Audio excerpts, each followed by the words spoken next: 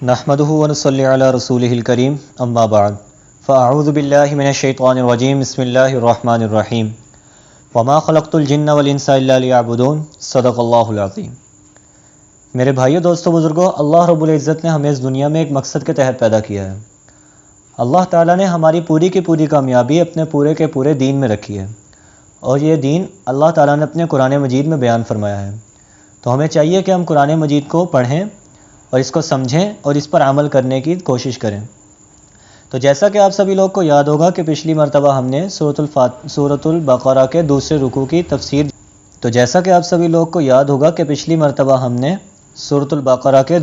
کی تفسیر جانی تھی۔ تو آج ہم لوگ سورۃ البقرہ کا تیسرا رکوع شروع کرنے جا رہے ہیں۔ اللہ تعالیٰ سے دعا ہے کہ اللہ تعالیٰ ہمیں اس کو سننے، اس کو سمجھنے اور اس پر عمل کرنے کی توفیق عطا فرمائے۔ تو چلیے شروع کرتے ہیں۔ بسم اللہ الرحمن الرحیم۔ یا ایہا الناس اعبدوا ربکم الذی خلقکم والذین من قبلکم لعلکم تتقون۔ اے لوگو، اپنے اس پروردگار کی عبادت کرو جس نے تمہیں اور ان لوگوں کو پیدا کیا جو تم سے پہلے گزرے ہیں، تاکہ تم متقی بن جاؤ۔ الذی جعل لکم الارض فراشا والسماء بناء وانزل من السماء ماء فاخرج به من الثمرات رزقا لکم فلا تجعلوا للہ اندادا وانتم تعلمون۔ وہ پروردگار جس نے تمہارے لیے زمین کو بچھونا بنایا اور آسمان کو چھت بنایا اور آسمان سے پانی برسایا، پھر اس کے ذریعے تمہارے رزق کے طور پر پھل نکالے، لہٰذا اللہ کے ساتھ شریک نہ ٹھہراؤ جبکہ تم یہ سب باتیں جانتے ہو۔ اس کی تفسیر میں آتا ہے کہ اے لوگو، اللہ کی عبادت کرو جس نے تم کو پیدا کیا ہے اور ان لوگوں کو بھی پیدا کیا ہے جو تم سے پہلے گزر چکے ہیں، تاکہ تم دوزخ کے عذاب سے بچ جاؤ۔ شاہی محاورے میں عجب نہیں، اس کا لفظ یہ وعدے کے موقع پر بولا جاتا ہے۔ وہ ایسی پاک ذات ہے جس نے بنایا تمہارے لیے زمین کو فرش اور آسمان کو چھت بنایا اور آسمان سے پانی برسایا اور پھر اس پانی کے ذریعے سے پھولوں اور پھلوں کو اگایا اور ان پھلوں سے تم رزق بھی حاصل کرتے ہو۔ تو اب چاہیے کہ اللہ تعالیٰ کی سوائے کسی اور کو اللہ کے مقابلے میں تم نہ ٹھہراؤ۔ تو جانتے پوچھتے بھی ہو تم، یعنی کہ تم لوگ جانتے بھی ہو کہ اللہ تعالیٰ کے علاوہ کوئی بھی معبود نہیں ہے، اللہ تعالیٰ کے علاوہ کوئی بھی ایسی ذات نہیں ہے جو یہ کام کر سکے، اور تم جانتے ہو کہ یہ تمام تصرفات اللہ تعالیٰ کے سوا کوئی کرنے والا نہیں ہے، پھر اللہ کے مقابلے میں دوسری چیزوں کو معبود بنانا کیسے درست ہو سکتا ہے؟ تو ہم خود دیکھیں کہ آج کل کیا ماحول ہے۔ ہم دیکھتے ہیں کہ لوگ فرقہ واریت میں پڑے ہوئے ہیں۔ مسلمان تو چلو فرقہ واریت میں ہیں، جو غیر مسلم ہیں وہ تو نعوذ باللہ اللہ کو ہی نہیں مانتے، اور وہ یہی کہتے ہیں کہ یہ سب کچھ تو خود بخود چل رہا ہے، دنیا خود بخود چل رہی ہے، اس کا کوئی بنانے والا نہیں ہے۔ لیکن ہمیں چاہیے کہ ہم اپنے دین کو پھیلائیں اور ان لوگوں تک بھی یہ اپنا پیغام پہنچائیں اور ان لوگوں کو بھی راہ حق پہ لانے کی کوشش کریں۔ اگر ہم اس کی فکر نہیں کریں گے تو کون کرے گا؟ اللہ تعالیٰ نے ہمارے ذمہ یہ کام لگایا ہے۔ اگر ہم ہی اس کام کو چھوڑ دیں، ہم مسلمان ہی اس کام کو چھوڑ دیں، تو ہم نیک مسلمان کیسے ہو سکتے ہیں؟ اللہ تعالیٰ نے تو قرآن مجید میں فرمایا ہے کنتم خیر امۃ اخرجت للناس۔ تو آج دیکھیں ہم میں سے کتنے لوگ اس بات پہ عمل کرتے ہیں۔ اللہ تعالیٰ نے بہترین امت ہمیں کیوں قرار دی ہے؟ اسی لیے کہ ہمارے ذمے اللہ تعالیٰ نے انبیاء والا کام لگایا ہے۔ اگر یہ امت انبیاء والا کام نہ کرے تو یہ بہترین امت نہیں ہو سکتی۔ تو ہمیں چاہیے کہ ہم اس پر پورا عمل کریں، ہم لوگوں کو زیادہ سے زیادہ دعوت دینے والے بن جائیں۔ پھر اس کے بعد قرآن مجید میں اللہ تعالیٰ فرماتے ہیں وَإِن كُنتُمْ فِي رَيْبٍ مِّمَّا نَزَّلْنَا عَلَىٰ عَبْدِنَا فَأْتُوا بِسُورَةٍ مِّن مِّثْلِهِ وَادْعُوا شُهَدَاءَكُم مِّن دُونِ اللَّهِ إِن كُنتُمْ صَادِقِينَ۔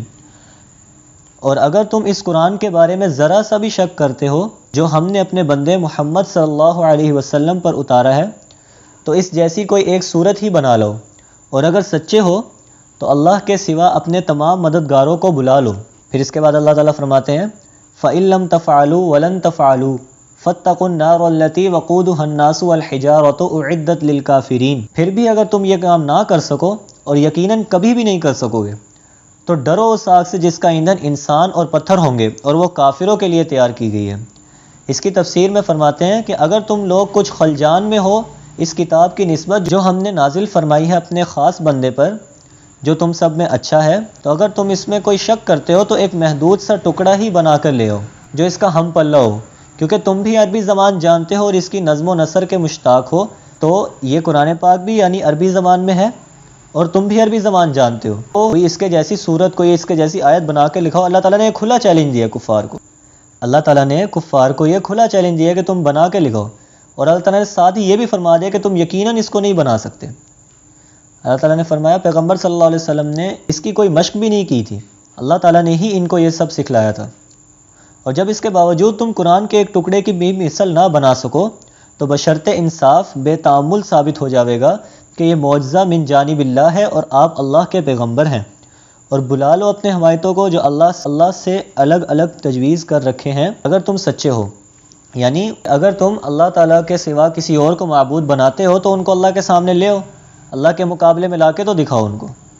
پھر اگر تم یہ کام نہ کر سکو اور قیامت تک بھی نہیں کر سکو گے تو پھر ذرا بچتے رہیو دوزخ کے عذاب سے کہ جس کا ایندھن آدمی ہیں اور پتھر ہیں، جو کہ کافروں کے واسطے اللہ تعالیٰ نے تیار کر رکھی ہے۔ تو دیکھیں میرے بھائیوں، کفار کے بارے میں کیسی وعید اللہ تعالیٰ نے بتائی ہے کہ پہلی بات تو وہ اللہ تعالیٰ کے مقابلے میں دوسروں کو شریک کرتے ہیں، بتوں کو شریک کرتے ہیں۔ تو اللہ تعالیٰ نے بھی صاف صاف اعلان کر دیا کہ اگر وہ تمہارے مددگار ہیں تو ان کو مقابلے میں لا کر تو دکھاؤ۔ اور پہلی بات اللہ تعالیٰ نے خود ہی بتا دیا پھر کہ تم لا ہی نہیں سکتے ان کو مقابلے میں، وہ اللہ کا مقابلہ کر ہی نہیں سکتے۔ تو ان کو یہ بھی فرما دیا کہ پھر تم ڈرو اس عذاب سے جو اللہ تعالیٰ نے تمہارے لیے آخرت میں تیار رکھا ہے، یعنی کافروں کے لیے۔ اس کے بعد اللہ تعالیٰ فرماتے ہیں وَبَشِّرِ الَّذِينَ آمَنُوا وَعَمِلُوا الصَّالِحَاتِ أَنَّ لَهُمْ جَنَّاتٍ تَجْرِي مِن تَحْتِهَا الْأَنْهَارُ، اور جو لوگ ایمان لائے ہیں اور انہوں نے نیک عمل کیے ہیں ان کو خوشخبری دے دو کہ ان کے لیے ایسے باغات تیار ہیں جن کے نیچے نہریں بہتی ہوں گی۔ كُلَّمَا رُزِقُوا مِنْهَا مِن ثَمَرَةٍ رِزْقًا قَالُوا هَذَا الَّذِي رُزِقْنَا مِن قَبْلُ وَأُتُوا بِهِ مُتَشَابِهًا، جب کبھی ان کو باغات میں سے کوئی پھل رزق کے طور پر دیا جائے گا تو وہ کہیں گے یہ تو وہی ہے جو ہمیں پہلے بھی دیا گیا تھا، اور انہیں وہ رزق ایسا ہی دیا جائے گا جو دیکھنے میں ملتا جلتا ہو۔ وَلَهُمْ فِيهَا أَزْوَاجٌ مُطَهَّرَةٌ وَهُمْ فِيهَا خَالِدُونَ، اور ان کے لیے وہاں پاکیزہ بیویاں ہوں گی اور وہ ان باغات میں ہمیشہ ہمیشہ رہیں گے۔ اس کی تفسیر میں آتا ہے اور خوشخبری سنا دیجیے آپ ان لوگوں کو جو ایمان لائے اور نیک کام کیے کہ بے شک اللہ تعالیٰ نے ان کے لیے جنت کو تیار کر رکھا ہے جس کے نیچے نہریں بہہ رہی ہیں، اور وہ اس جنت میں وہی پھل دیے جائیں گے ان کو جو دنیا میں بھی انہوں نے چکھے تھے۔ تو وہ ان پھلوں کو دیکھ کر کہیں گے کہ ہمیں تو یہ پہلے پھل مل چکے ہیں، لیکن ان کا ذائقہ میرے بھائیوں، ان کا ذائقہ یہاں کے پھلوں کے ذائقے کی طرح نہیں ہوگا، ان کا ذائقہ ہر لقمے کے ساتھ بڑھتا ہی چلا جائے گا۔ اور پھر فرمایا کہ ان کے واسطے جنت میں نیک بیویاں ہوں گی جو پاک صاف ہوں گی، اور وہ لوگ اس جنت میں ہمیشہ بسنے والے ہوں گے۔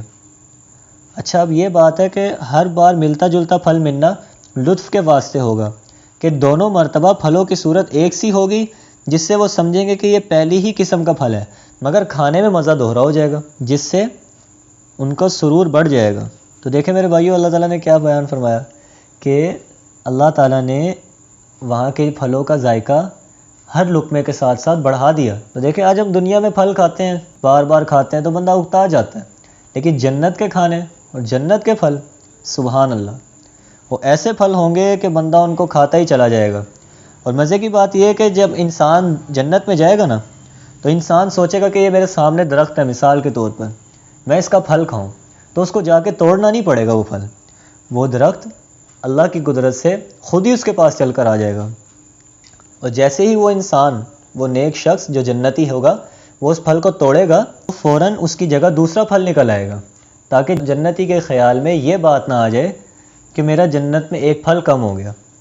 تو دیکھیں اللہ تعالیٰ نے کتنی بڑی بڑی نعمتیں ہمارے لیے تیار کر رکھی ہیں، تو ہمیں چاہیے کہ اللہ تعالیٰ نے جو ہمارے لیے تیار کر رکھا ہے ہم اس کو حاصل کرنے والے بن جائیں۔ اور اس کے حاصل کرنے کا کیا طریقہ ہے وہ اللہ تعالیٰ نے اپنے قرآن مجید میں بیان فرما دیے، کیا کہ اللہ تعالیٰ کے بتائے ہوئے طریقوں پر عمل کریں، ہم قرآن مجید کو پڑھیں، اس کو سمجھیں اور اس کے بتائے ہوئے طریقوں کے مطابق عمل کریں تاکہ ہم اللہ تعالیٰ کی بنائی ہوئی جنت کو حاصل کر سکیں۔ تو اس کے بعد اللہ تعالیٰ فرماتے ہیں ان اللہ لا یستحی ان یضرب مثلا ما بعوضۃ فما فوقها، بے شک اللہ اس بات سے نہیں شرماتا کہ وہ کسی بات کو واضح کرنے کے لیے کوئی بھی مثال دے۔ فاما الذین آمنوا فیعلمون انہ الحق من ربہم واما الذین کفروا فیقولون ماذا اراد اللہ بہذا مثلا، چاہے وہ مچھر جیسی معمولی چیز کی ہو یا کسی ایسی چیز کی جو مچھر سے بھی زیادہ معمولی ہو۔ اب جو لوگ مومن ہیں وہ خوب جانتے ہیں کہ یہ مثال ایک حق بات ہے جو ان کے پروردگار کی طرف سے آئی ہے۔ البتہ جو لوگ کافر ہیں وہ یہی کہتے ہیں کہ بھلا اس حقیر مثال سے اللہ تعالیٰ کا کیا مطلب ہے؟ یضل بہ کثیرا ویہدی بہ کثیرا، یہی فرمایا کہ اس طرح اللہ تعالیٰ بہت سے لوگوں کو گمراہی نصیب کرتا ہے اور بہت سے لوگوں کو اللہ تعالیٰ اس سے ہدایت نصیب کرتے ہیں۔ وما یضل بہ الا الفاسقین، مگر وہ گمراہی انہی کو کرتا ہے جو نافرمان ہیں۔ الذین ینقضون عہد اللہ من بعد میثاقہ ویقطعون ما امر اللہ بہ ان یوصل ویفسدون فی الارض اولئک ھم الخاسرون، اور وہ جو اللہ سے کیے ہوئے عہد کو پختہ کرنے کے بعد بھی توڑ دیتے ہیں اور جن رشتوں کو اللہ نے جوڑنے کا حکم دیا ہے انہیں کاٹ ڈالتے ہیں اور زمین میں فساد مچاتے ہیں، ایسے ہی لوگ بڑا نقصان اٹھانے والے ہیں۔ تو میرے بھائیو، اس کے تفسیر میں آتا ہے کہ بعض مخالفین نے قرآن کے کلام الہی ہونے پر یہ اعتراض کیا تھا کہ اس میں بہت ہی حقیر اور ذلیل چیزوں کا ذکر مثالوں میں دیا گیا ہے، جیسے مچھر، مکھی وغیرہ۔ اگر یہ اللہ کا کلام ہوتا تو ایسی حقیر چیزوں کا ذکر اس میں نہیں ہونا چاہیے تھا۔ اس کا جواب یہ دیا گیا ہے کہ اللہ تعالیٰ نہیں شرماتے کہ کوئی حقیر سی مثال بھی بیان کر دے، خواہ وہ مچھر ہی کی کیوں نہ ہو، یعنی حقیر ہونے سے مچھر میں بھی بڑی ہوئی ہو۔ سو جو لوگ ایمان لائے ہوئے ہیں خواہ کچھ ہی ہو، وہ تو یہی یقین کریں گے کہ بے شک یہ مثال بہت ہی موقع کی ہے ان کے رب کی جانب سے، اور رہ گئے وہ لوگ جو کافر ہو چکے ہیں۔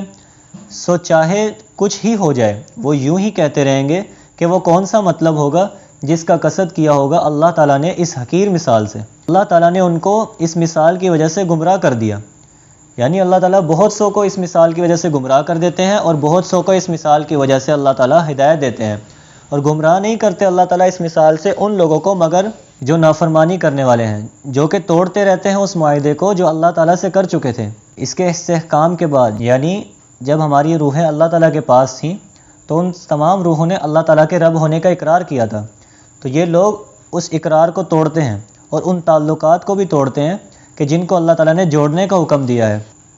اس میں تمام تعلقات شرعیہ داخل ہیں، خواہ وہ تعلقات ہوں جو بندے اور اللہ کے درمیان ہیں، یا وہ تعلقات ہوں جو اس کے قریبی رشتہ داروں کے درمیان ہیں، یا عام اہل اسلام کے درمیان ہیں، یا جو عام انسانوں کے درمیان ہیں۔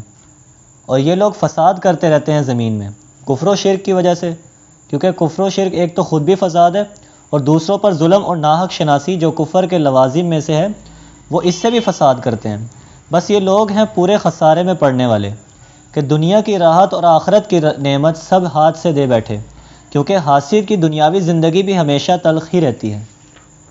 تو دیکھیں آج کیا ہو رہا ہے، کفار ہم سے حسد کرتے ہیں اسلام کی وجہ سے، تو وہ ایسی ایسی چالیں چلتے ہیں کہ ہم کسی طرح اپنے اسلام سے ہٹ جائیں۔ تو ہمیں چاہیے کہ ہم ان کی ان چالوں میں نہ آئیں، بلکہ ہم اللہ تعالیٰ کے بتائے ہوئے طریقوں پر عمل کرنے والے بن جائیں اور ان کو بھی اللہ تعالیٰ کی طرف بلانے والے بن جائیں، تاکہ وہ بھی اس دنیا کی زندگی کو حقیر سمجھیں، اس دنیا کی زندگی کو اپنا مقصد نہ بنا لیں۔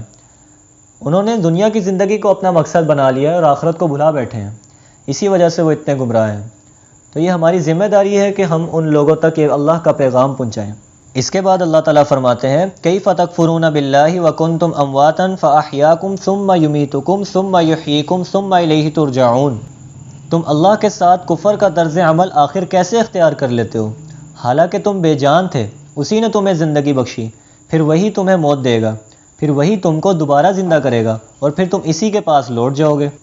هو الذی خلق لکم ما فی الارض جمیعا ثم استوى الی السماء فسواہن 7 سماوات وہو بکل شیء علیم، وہی ہے جس نے زمین میں جو کچھ ہے سب تمہارے لیے پیدا کیا، پھر وہ آسمان کی طرف متوجہ ہوا، چنانچہ ان کو 7 آسمانوں کی شکل میں ٹھیک ٹھیک بنا دیا، اور وہ ہر چیز کا پورا علم رکھنے والا ہے۔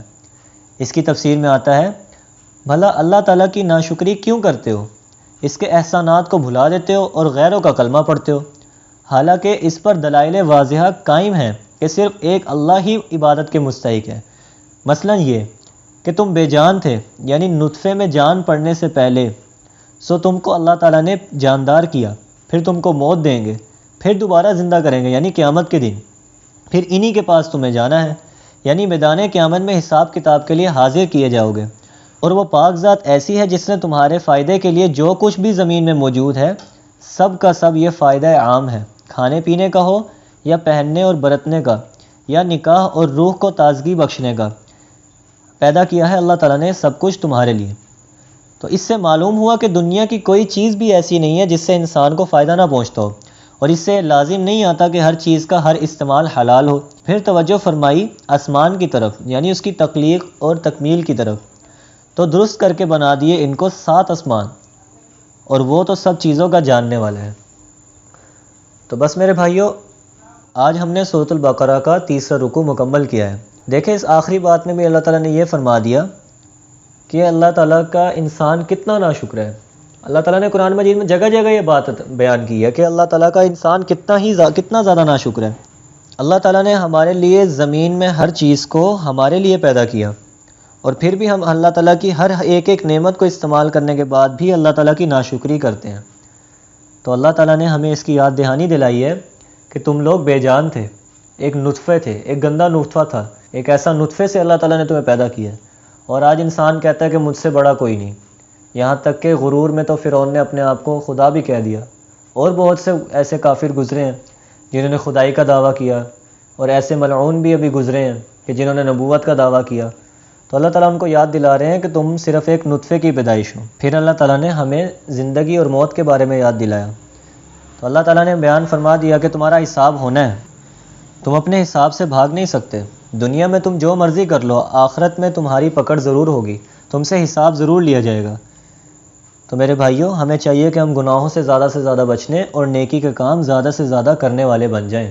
تو اللہ تعالیٰ سے دعا ہے کہ اللہ تعالیٰ آج جو کچھ سنا ہے اس پر اللہ تعالیٰ ہمیں عمل کرنے کی توفیق عطا فرمائے، اور ہمیں قرآن پاک کی تفسیر کو پورا کرنے کی توفیق عطا فرمائے۔ وآخر دعوانا ان الحمد للہ رب العالمین۔